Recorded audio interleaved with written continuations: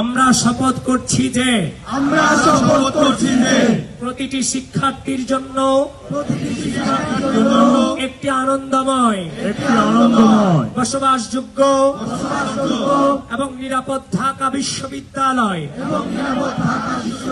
Campus গড়ে তোলার লক্ষ্যে বিগত ফ্যাসিবাদী শাসনামলের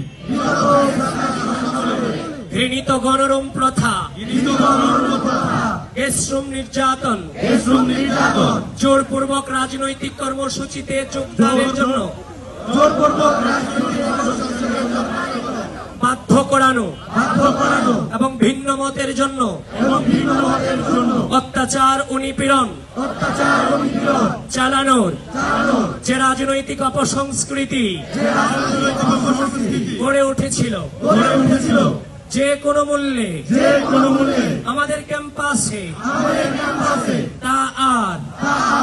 কখনো ফিরে আসতে দিব না।